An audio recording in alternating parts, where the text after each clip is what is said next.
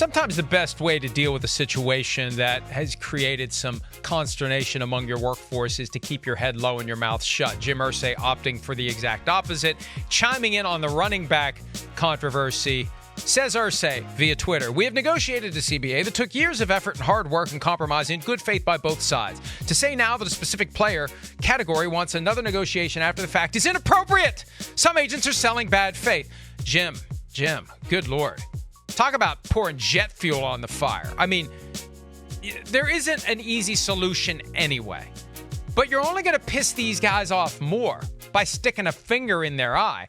And there could be plenty of spirited debates about how much good faith the NFL showed in the 2011 CBA discussions. Right. How much they showed in the 2020 CBA discussions. And remember this, after they did the deal in 2020, the pandemic happened. They wanted to change and it. the league wanted to rip it up and do it again, and they did. That's where I wanted to go. That's exactly what I thought of when I read the statement. I said, it's funny.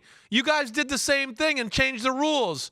You know, why your organization appreciated by hundreds of millions, but you lowered the salary cap to screw over the player where they're watching him. And they were saving the pandemic in America through the pandemic. Thank God we had to watch them. But no, screw them over. And now, how dare you want something again? I'm so sick of their crap, I can't even tell you.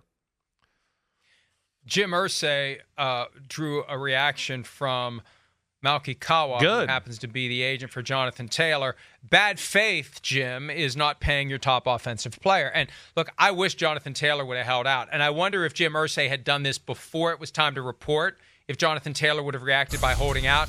I think the only reason he isn't holding out is because he had injuries last year. He did not have a great third season. Right. You need to take advantage of your leverage when you have it. And as a running back, it's parlaying a great third season into that contract. If you get injured in your third season, it's harder to do it. I still think he should have held out. And I wonder if he will be asked and if he will admit that if I had known what Irsay was going to tweet, I wouldn't have shown up. Because once you're there, this gets technical under the CBA. Once you're there, it's so much harder to leave. It's easier to never show up at all. And I just wonder how close he came to holding out, and if Irsay's tweet would have pushed him towards saying, "Sorry, Jim, I'm not coming." Yeah, well, I mean, that's where it gets back into that conversation again with running backs where it's like, I wish after 1 year they could become free agents and then the team have a chance to match him. Because like you said, year 2, he had the chance to capitalize. Year 3, he's dealing with injuries. Their O-line wasn't good. There was no holes to run. Now it's not as good for him. And that's not necessarily fair there either way. But, yeah, I mean, this subject's not going away. It's not. The running backs aren't going to let it go away. Yeah.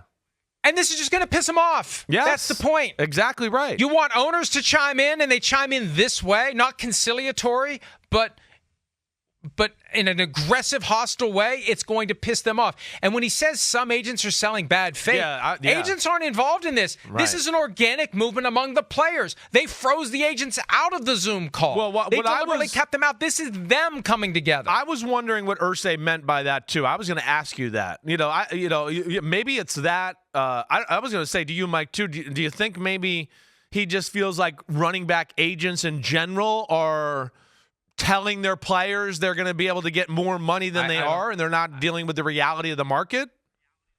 Most of the time, I don't know what Jim Irsay is referring to. And upper quartile of the upper quartile, of the Mike. upper quartile. Right. But you know what? If they manage to not change the CBA, maybe they can hang a banner at Lucas Oil Stadium to commemorate that fact. Let's take a break. We'll wrap up this Wednesday edition of PFT Live right after this.